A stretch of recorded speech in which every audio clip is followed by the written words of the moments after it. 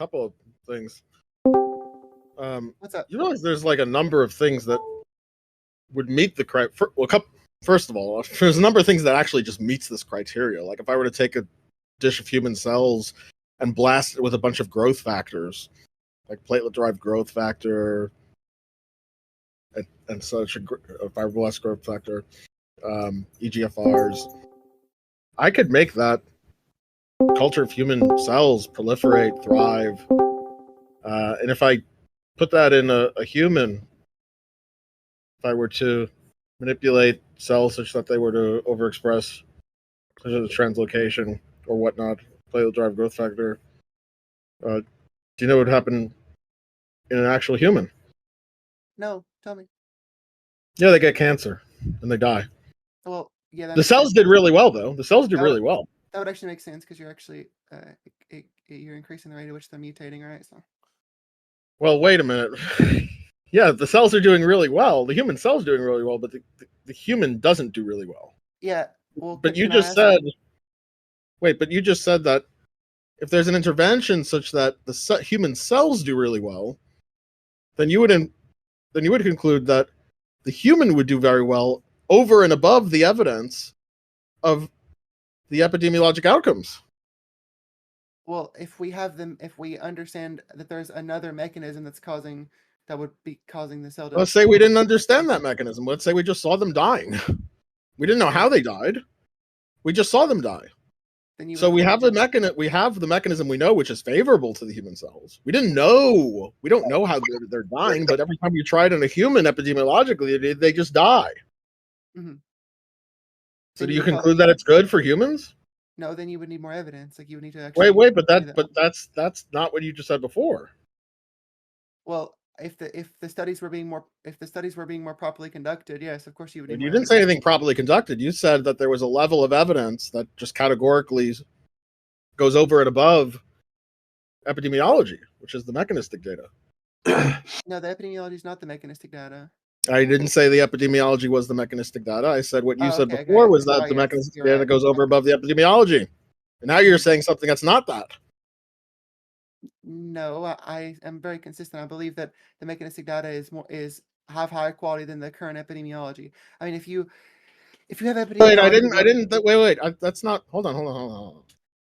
I didn't ask if all else equal, mechanistic data gives more epistemic import than epidemiologic data. That wasn't my question. My question was, do you think that epidemiologic data in any case can countervail mechanistic data? I think epidemiology can be more valuable mechanistic data when the mechanistic data is not very clear, and when the epidemiological data is extremely convincing. So if you're having like... Oh, wait a minute. So then there are some cases where epidemiology data trumps mechanistic data, on your view. Yes. Just to be clear, at the beginning of the conversation, he said there does not exist a single epidemiological study that can draw inferences on cause and effect. With human nutrition. Yeah, I confirm that he said that. Wait a minute. Hold on. So then we'll just take it to human nutrition. Let's say there's something that the cells thrive, but then when people eat it for nutrition, they just die epidemiologically. Well, could you have... When we look epidemiologically, they just simply die. They drop dead. Do you have an example of that? I don't know why you're asking me for an example of that. I said, let's just say. It's an hypothetical. Well, then you would obviously look for you obviously there's more mechanisms in that you don't understand. Right, but you just said that when it comes to the realm of nutrition, there isn't a single one. Or are you saying that there can't be? Okay, well, wait a minute. So... if you're claiming there's one, you need to display it. Oh, well, so wait a minute. So you're saying, are you saying that there isn't one or there can't be one? Let me just get good clarity on There is not one. Oh, okay, but there could be one, you're saying. Theoretically, yes. Oh, okay. Okay. Now let me... Do you have the same view for randomized controlled trials? What can you do? Can you example? You know what a hold on, let's... I know what a randomized control trial is, but I mean, what do you mean when I have the same view? Do you think mechanistic data trumps randomized control trials? No, if the randomized control trials are properly conducted and they're not just called randomized control trials. Wait, at the beginning of the conversation, you said that an RCT was only valuable if it was with phenotypically identical individuals. Again, quite a few people heard you say that. Yes, like that's what I mean when I say properly conducted. But Wait a minute. So I just want to understand this. So for an RCT to carry epistemic import above some mechanistic inference, it needs to be conducted with phenotypically identical individuals. yeah. Do you think that do do you have that same standard for the mechanistic data? So like if they were doing human cells, does that need to be a phenotypically identical human cell to the human cell that's being the cells that are being extrapolated to in individuals? Well, I think it needs to be done on multiple human cells, not just. Wait, you're not answering my question. And can we mute the people who are coming in? Just I'm just asking if you hold whatever phenotypic standard, the restriction you hold for it to carry epistemic weight, do you hold the same thing for mechanistic data, or is this just the thing you hold for randomized controlled trials? Hang on, let me think. Just think for a second. I'm just see if there's anything wrong with that.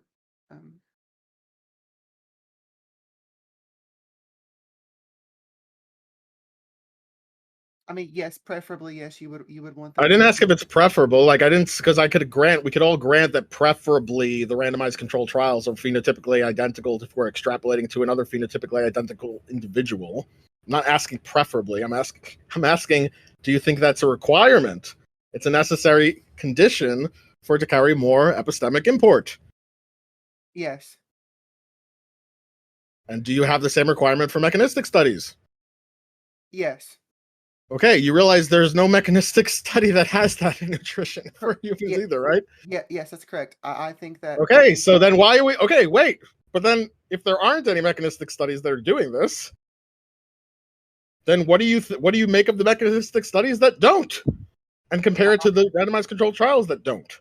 I think that they're higher quality than the epidemiological studies that don't. I didn't talk. Why are you talking about epidemiological studies? I didn't mention that. Well, okay, I said randomized controlled trials and mechanistic studies. So now we're on randomized controlled trials that don't and mechanistic studies that don't. Yeah, so I think they're higher quality than the randomized control studies that don't. Okay, so just so we're clear then. But neither you of them think, would be causal inference. You think that making some inference on a mechanism, when there could be thousands of unknown mechanisms that we have no idea about, is going to carry more epistemic import than a randomized controlled trial of an exposure outcome relationship? Yes. I think, I don't think a single mechanism, no, if how it carries more weight than a well-conducted randomized control trial, even using non-phenotypically identical individuals. Okay, well, first off, you understand that most mechanistic studies are basically on one mechanism or a few mechanisms out of thousands that we know about. Yeah, no, I understand that, but I'm talking about if you're talking about a specific. The reason that I'm being this way is because I'm talking about specifically with nutrition outcomes. If we're saying that, no, it's even worse with nutrition outcomes. Usually only on one mechanism with nutrition outcomes. Right. But I'm saying if there's a and the mechanistic. By the way, the mechanistic studies are some of the lowest quality studies with nutrition, even compared to other fields. If there's a food, for example, that has several dozens of mechanisms that have negative outcomes, try thousands of negative and positive ones. There's yes, I will, of course, but I'm talking about dozens of just very common, very apparent ones that have significant obvious effects, and then you have a food that has way less, for example, or has more positive effects, then you could easily assume that the food item that has the more positive effects and has the less negative effects is. How do you think we figure out that the weighted number of effects are more positive than negative? Do you just go about like speculating mechanisms and counting them? Go for both of them? It's more complicated than that. You'd have to like sort of map the mechanisms out and see how they all interact with one another. So like speculating the mechanisms and counting them, right? Sure, but you'd have to. Yeah, so like you go around for two interventions, you speculate the mechanisms and then you tally them, and if there's like more on one side than the other, you favor that one. No, you would see how all the mechanisms are caused, and you would say, okay, maybe this mechanism. Yeah, that's part of the mechanistic analysis. Sure, like that's part. You might say one mechanism that's assumed to be negative may not necessarily be negative. Oh, how do we figure that out? How do we figure if it's? Because we might see mechanistically that we I might assume assume that a mechanism is negative, but it turns out to be positive for some reason we Right. don't understand. What might be a good way of figuring that out? well, when it's isolated, it can be perceived negative or positive, even if it's neither. But when it's all mapped out, you can see how When you things say are- all mapped out, does that just mean like how it interplays with all the other mechanisms correct, involved? yes, right. Yeah, but because- but you realize we don't.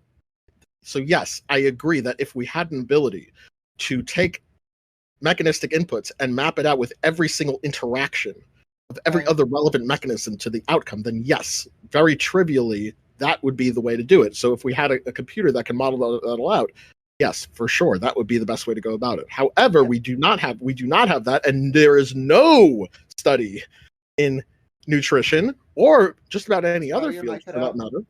Yeah, there is no study in nutrition or just about any other field for that matter that actually does that in biology mechanistically, from a pure mechanistic analysis, does the thing you're talking about. There are zero studies like that. Yes, that's true.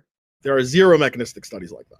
That's So true. in the absence, so the question I'm asking you then is not with respect to a technology that we don't have available now. Because I can grant that with respect to a technology we don't have available right now for mechanistic studies, that we would prefer if we could just dial in all the causal inputs and just get all the causal outputs. If we just had some, Matryoshka brain that would generate all the relevant probabilities of interactions and then give you the result. Yeah, no kidding, no shit.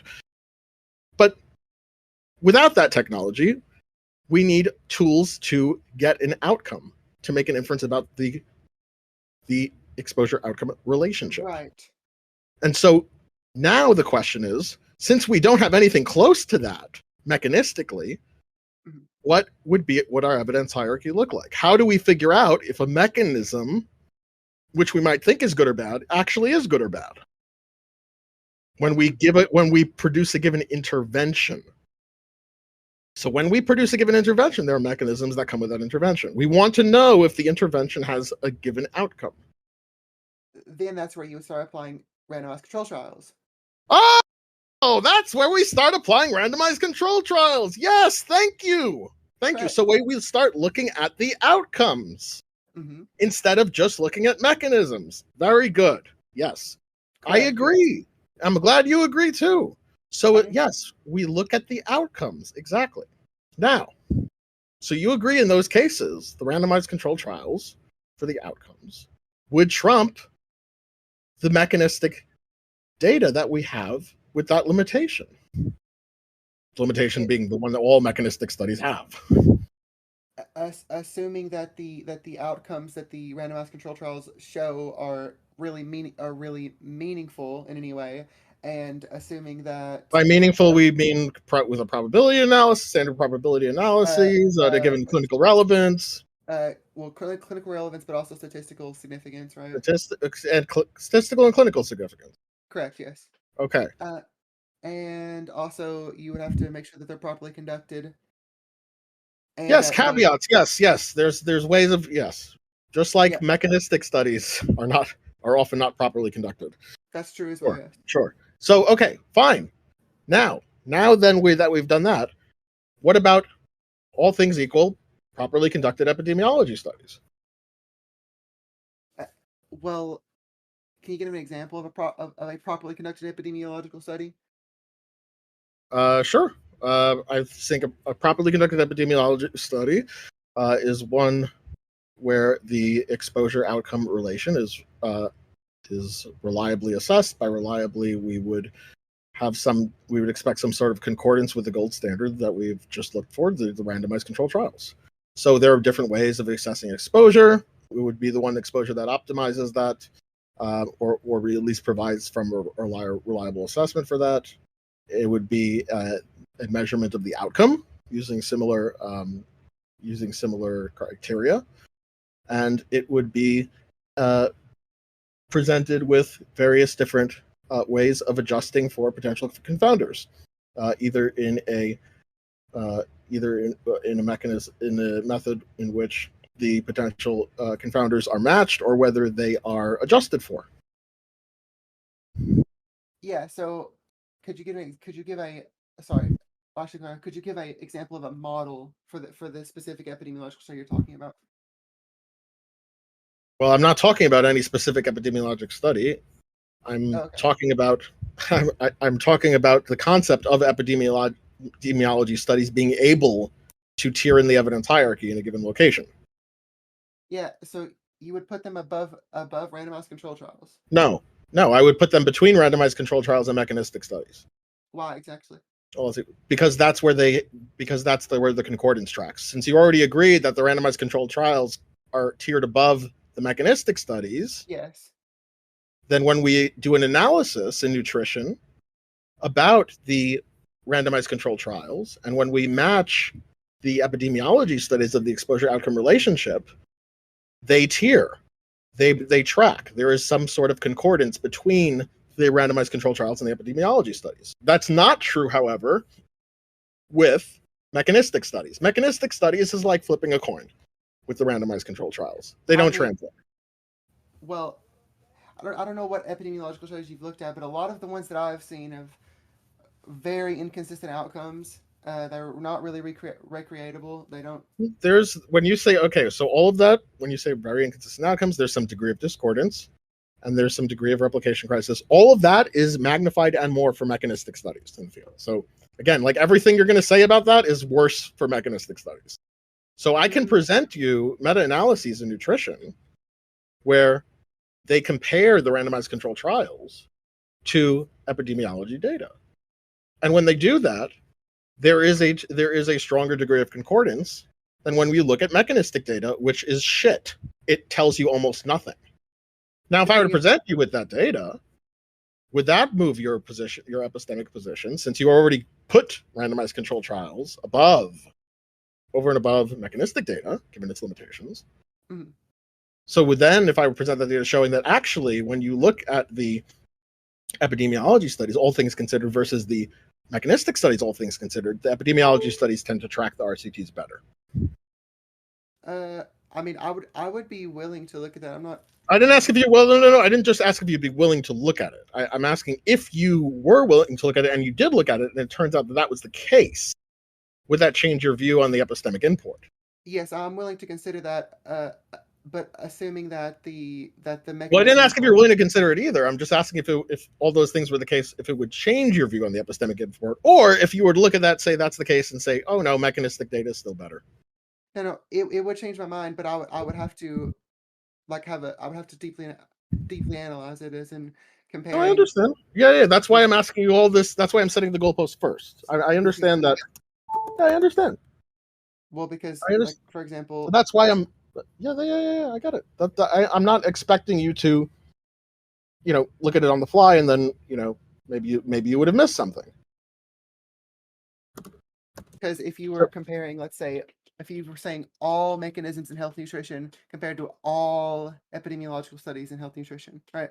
No, I don't think anyone's done something like that. I just think they've done methods where they would get a representative sample of what a high quality epidemiology study would look like, and you can get a representative sample of what a high quality mechanistic study would look like. Mm-hmm. I don't think anyone's exhausted every single study that's ever been written. Right. So to be clear, if with that, is that something that would change your mind? Yes, that would absolutely change my mind, of course. Okay, good. Because my goal in life is to be correct, not narcissistic, I suppose. Or maybe just ideological. Right. Sure. Yeah, that's a fair enough assessment. Sure. Okay. So, so let's do that. Okay. So here is, where can I link this? Let me link this in general chat. Are you paying attention? I am. Okay.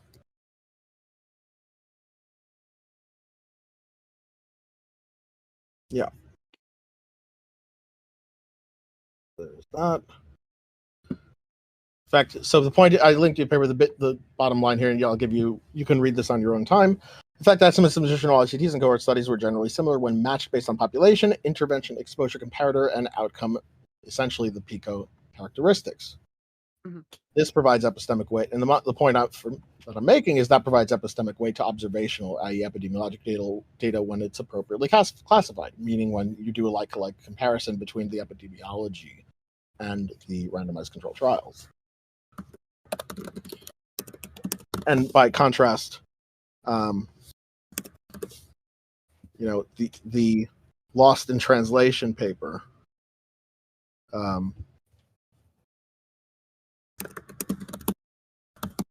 for mechanistic research, including animal research,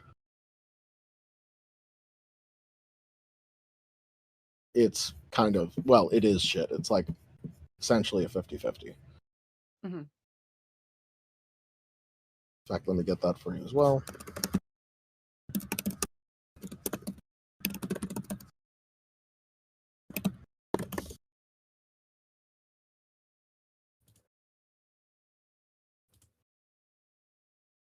Okay, I'm gonna bookmark There are this several then. papers that are available here. There is there's a meta one here as well. Systematic scoping review here.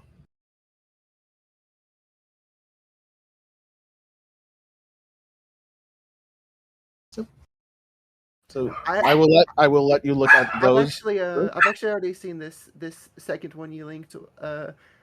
The inconsistency of animal to human mechanistic studies are terrible, as well as even epidemiology on animals. But I know that the associations between animals and humans, or specifically when you do mouse and monkeys, seems to be higher quality than the mechanistic speculation. I mean, it turns out different species are different.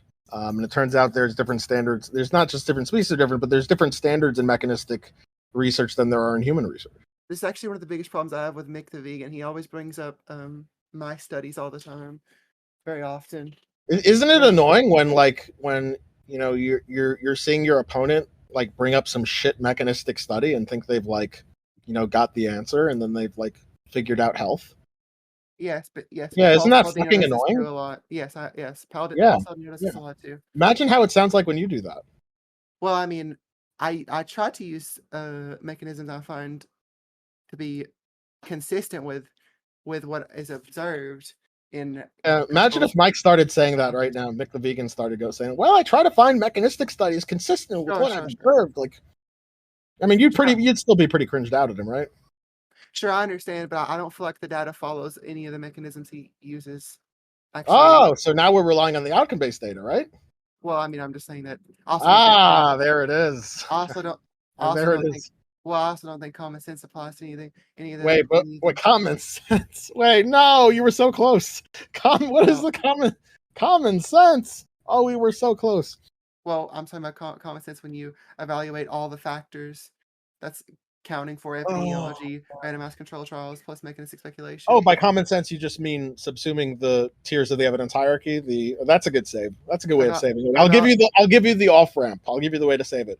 By common sense, I just mean looking at all the levels of the evidence hierarchy, randomized control trials, epidemiology data, and see if they can accord with the mechanistic data. Is that what you meant to say? Yes. Okay, that's a good save. Okay. That's what common sense. Woo! That's close. All right. I always thought common sense was well, hang on. I don't know if did I misuse that word. I always thought common sense was whenever you say what. Well, when people say common sense, sometimes they just mean as if they have some ability to just say something is like common sense. It's obvious that this will be better than that. Oh, I thought common sense was whenever you have all the information in front of you, and then you just what would a common person think? What would be just the first impulsive thought, right? That's what I thought common sense was. Well, I don't. Okay, wow. There's a lot of different understandings, but just to try to shift it to something that would be a steel man here, something that would tier across the evidence hierarchy. So something that would explain the results of all levels of the evidence hierarchy. That would be a theory that is quite parsimonious. It would have that virtue.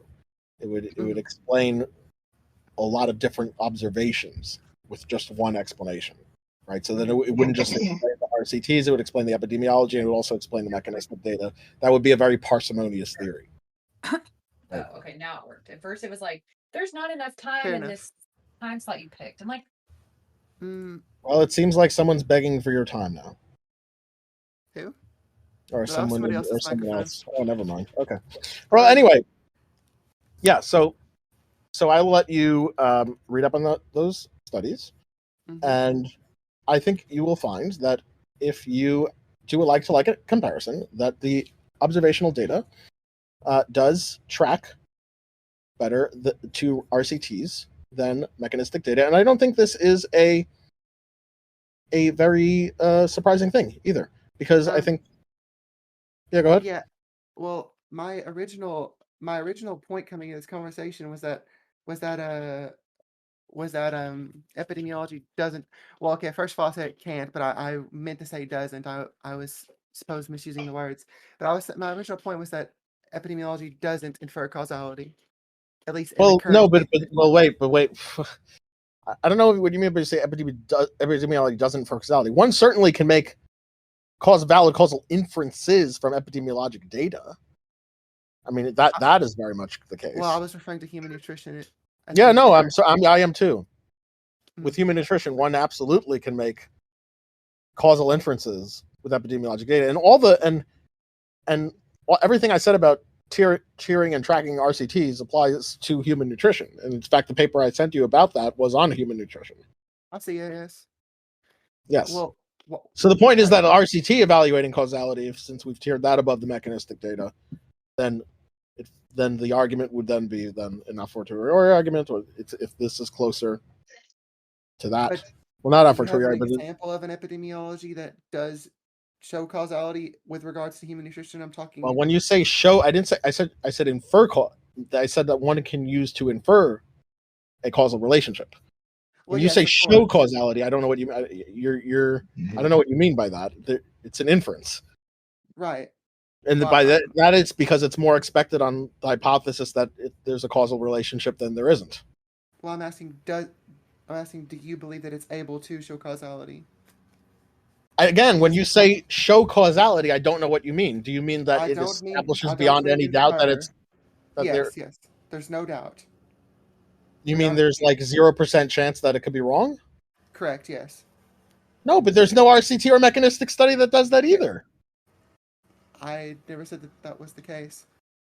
Okay, so my answer is no. We don't have. That's just science in general. We don't. You're not going to get that. Okay.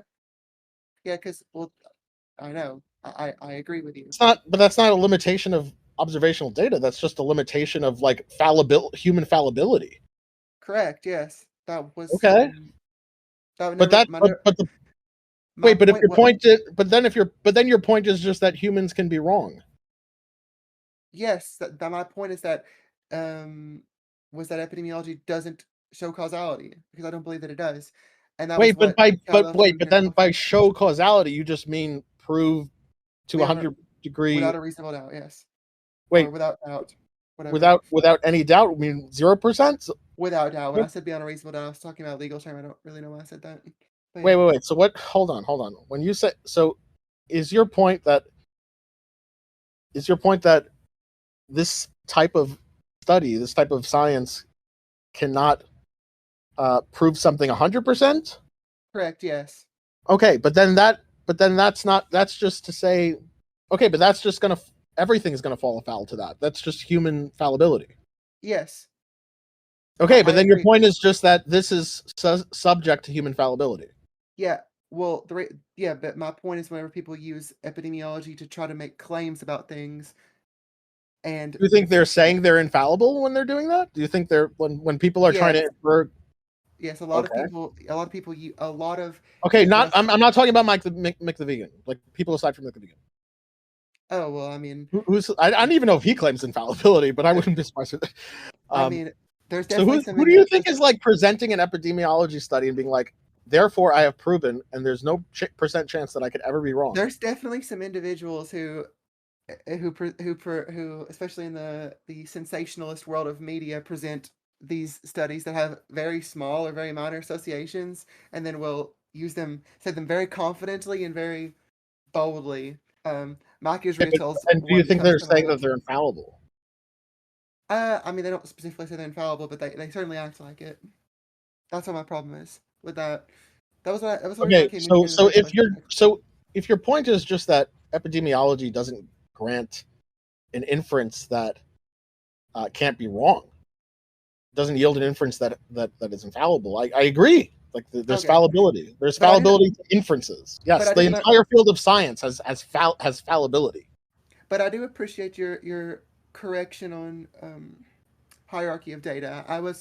I'm not saying I was wrong about that because I haven't looked into it, but I will look into it and see if I was wrong about that. But I want you to appreciate the point that when you say that, like, so when you come off and saying epidemiology has this problem, and then it's essentially a problem that every field within science is going to have.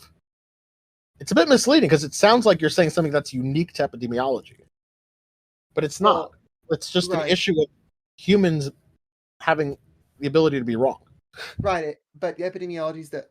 Can you at least admit that epidemiology is the most cited studies by people who are making nutritional claims, and they cite them very boldly.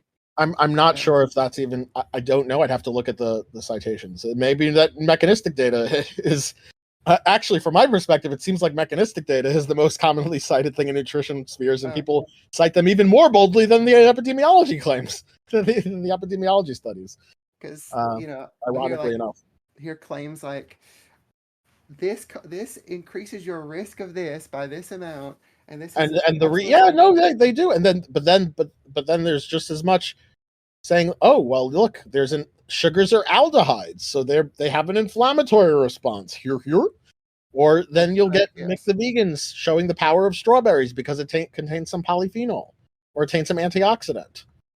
Well, like same shit. And when you look at the antioxidant thing in the first place, it's that the body increases antioxidant usage, not that. Or even if for exogenous antioxidant, it doesn't matter. It's the same stupid inference. Right, but okay. Well, I mean, I agree with you then mostly. I would say. Okay, good. So, but then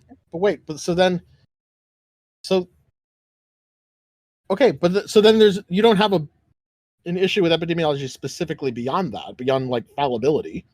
Correct. Yes. I mean, I think that the majority of current forms of data collection are pretty reasonable. I mean, you can't pretty reasonable for what we're allowed to do with regards to ethics, right? So.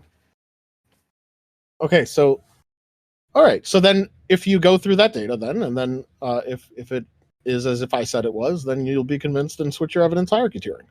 Correct. Yes, I will. Okay, great. Go through the data.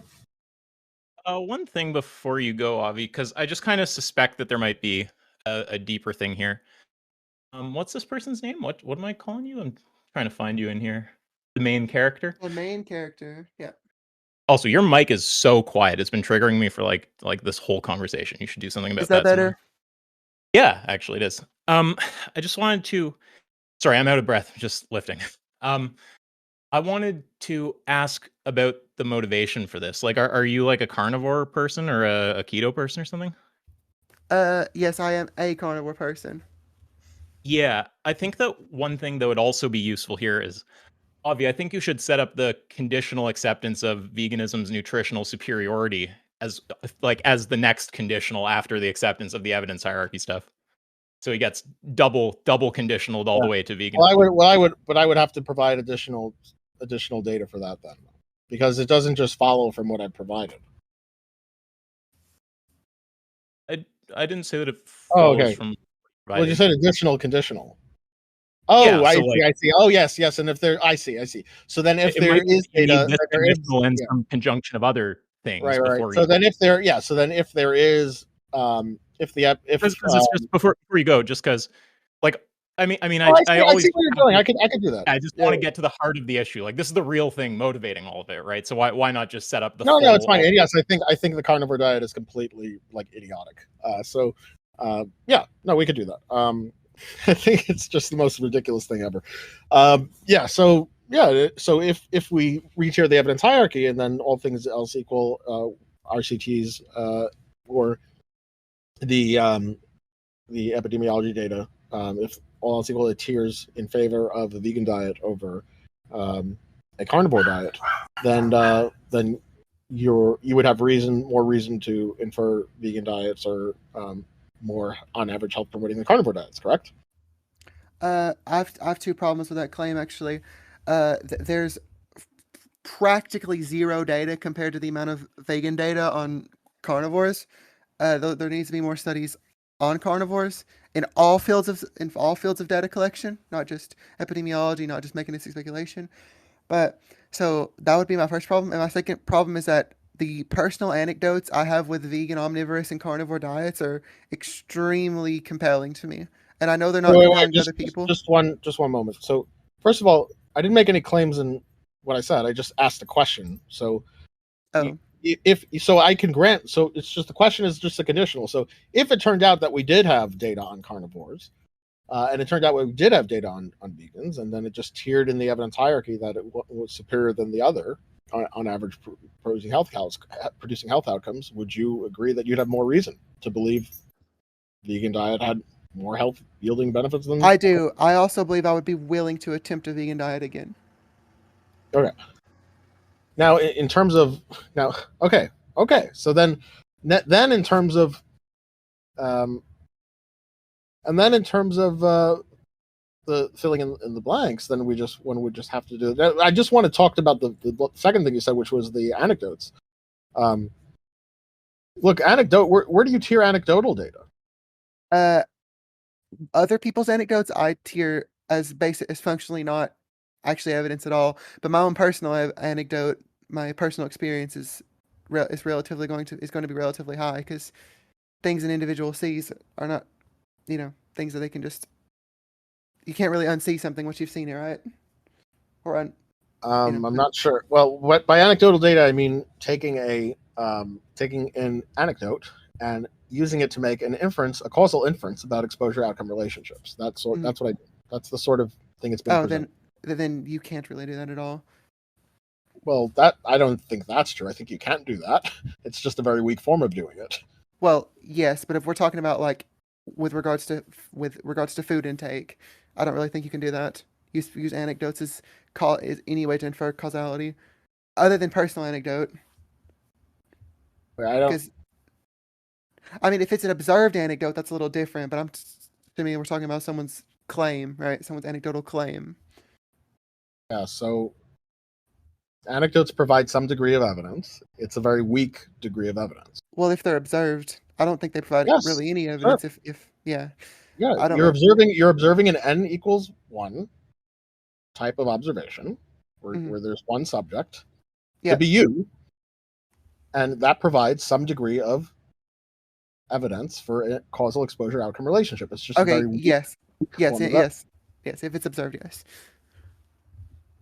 Yes, if it's observed. That's what I. Yeah, when I say anecdotal evidence, I don't mean like evidence that's not observed.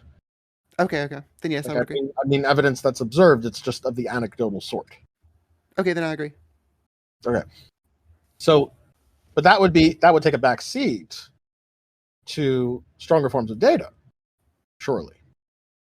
And then there's limitations on personal anecdotes. Like, for example, personal anecdotes may be very strong and appropriate for quick exposure outcome relationships. So, for example, an allergic reaction.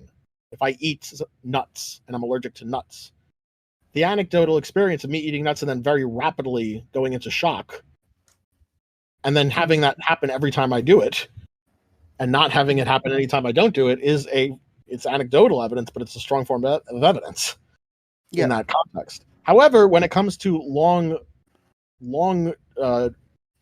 diseases with long build-up time, like cardiovascular disease, anecdotal experience is very, very poor. Correct. Yes. Yes.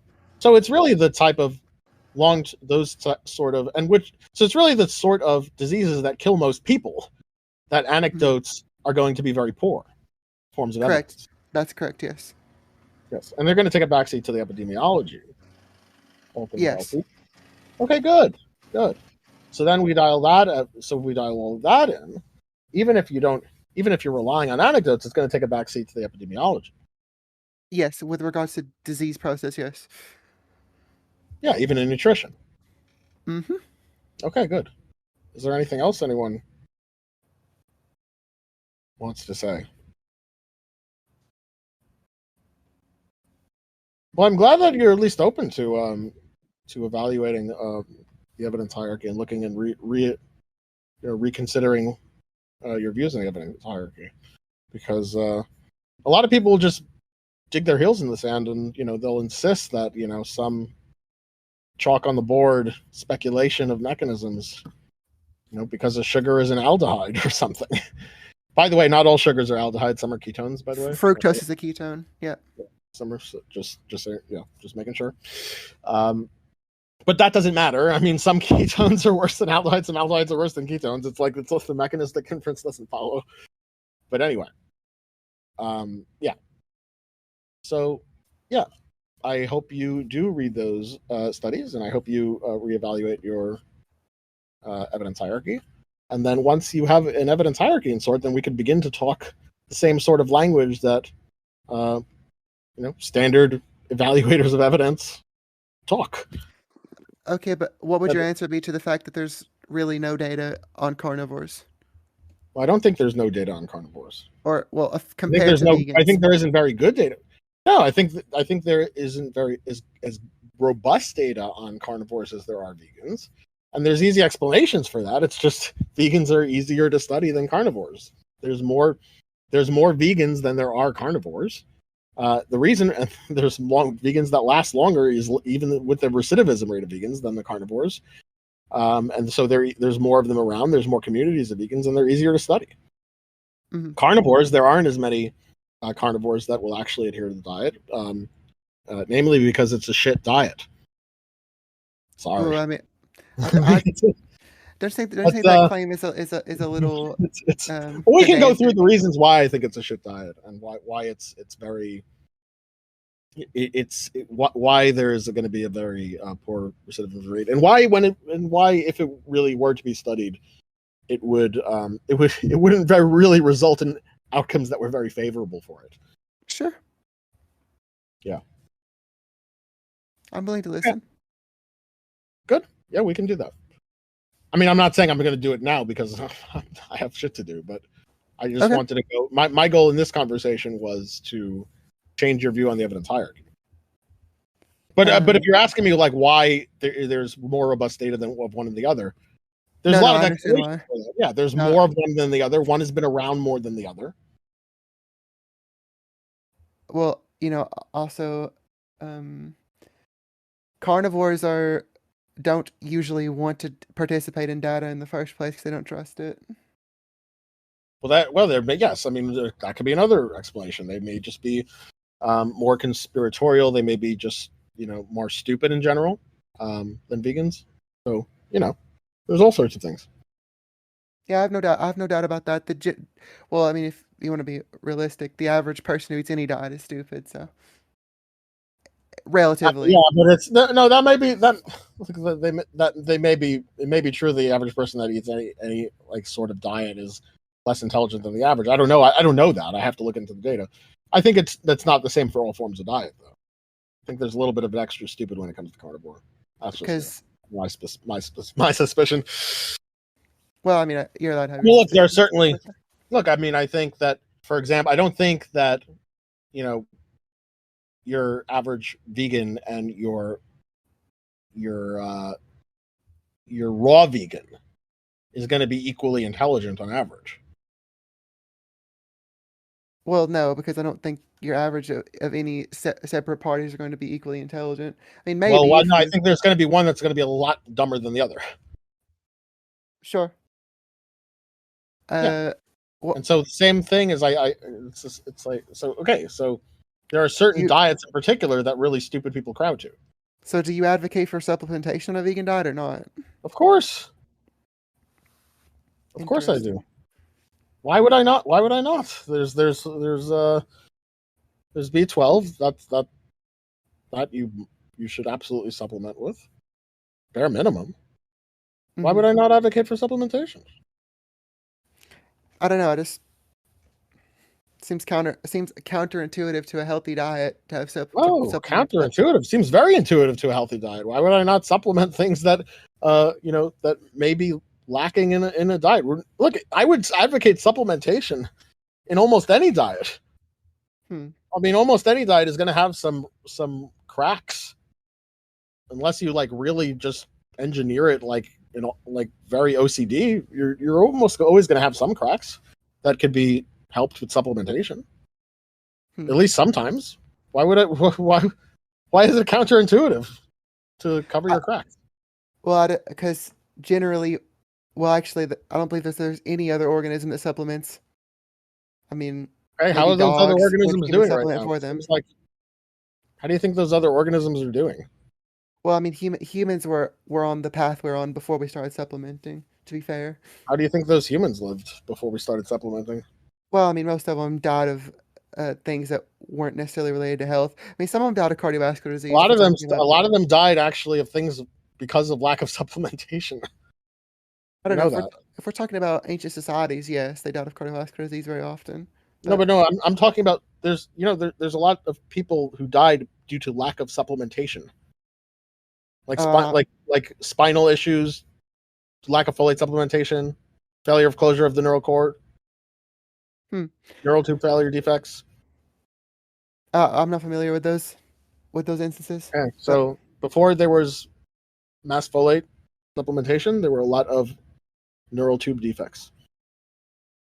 I would say And there's then- mass folate I didn't say supplementation. there is mass folate supplementation, by the way, right now. Is it in fortified? Are you referring to fortified foods? Yeah, like bread has Oh, folate. okay. Well, like anything, like the most basic stuff is fortified with folate. Okay, I This was. is something that societies have just like mass implemented. I see. Yeah, people weren't doing so well before that. Oh, okay. So, Well, I mean, yeah, I wasn't doing too well before either. So cover your cracks. what supplements do you recommend in a carnivore diet then? Oh, Well, actually, I should I clarify. would not a carnivore recommend you diet. drop that shit and supplement with plants, my friends. Fruits and vegetables. What- Well, I shouldn't. oh should man, clarify like the carnivore rest of the entire food pyramid. That's a good answer. The rest of diet. food. Well, then why do you believe it is that uh leaving a vegan diet previously and being 2 years on a How about carnivore? phylloquinone for start? Well, yeah, but so I've been on a carnivore diet for 2 years. I was previously a vegan for about 8 months. But my health has only improved since then. How would you Thing right explain there. that? When you say your health has only improved, how do you know that? Do you know what do you how do you know what's gonna what the long term health outcomes are going to be? Where the things that anecdotes themselves are the worst at. You're right. I don't necessarily know that. Correct. I Yes. didn't say even necessarily know. How are you making a very good? How are you even making a strong inference of the outcomes of the main outcomes that kill people, for which anecdotal evidence, even if observed by you, are going to be very weak at? But I'm just referring to my energy levels, my observable disorders. Okay, so then you're talking about different outcomes. You're talking about one specific outcome in terms of health, which subsumes a whole bunch of other outcomes. Well, I'm asking if you have any speculations on the things that I tangibly know. Sure, there are many different speculations I have about how a vegan may have a diet that makes them feel like they have poor energy, and then they go on another diet and they feel like they have energy, and vice versa. Look, there's been carnivores who go on vegan diets and feel like their energy improves. I don't think it has anything to do specifically with it being a vegan or carnivore diet. I think it just for either of those diets, I think you could plan it like an idiot and plan it like a reasonable person. Right. I wasn't. Sorry, I should have been more clear. I wasn't asking specifically the difference between the carnivore and the vegan. I'm asking if you know exactly what was leading. If I know exactly what happened with you, no. Or if you have any speculations. No, I would have to ask you more specific questions personal to you to have any reasonable speculations. I don't know what happened with you. I don't know your story. Yeah, but there are many speculations there are many plausible reasons why one can go on one diet, feel low energy, go on another diet, feel high energy, and vice versa. I don't really think it has much to do that much with the diet itself in terms of the particulars about that diet. Because being an 18-year-old having blood pressure issues and like vision loss and fainting, things of that sort is and arrhythmic heartbeats is pretty terrifying. Yeah, it sounds pretty terrifying. I also now I really definitely don't think it has to do with a vegan diet per se. Well, yes, but I'm asking if you have any speculation on what was lacking in the diet that changed, and obviously other I things would could have have again. changed. I would have to go through your situation and Of the course. particulars of your diet to answer that question. All right. Okay. Very Is good. that everything? Is that it's everything for me unless someone else wants to. Because yeah.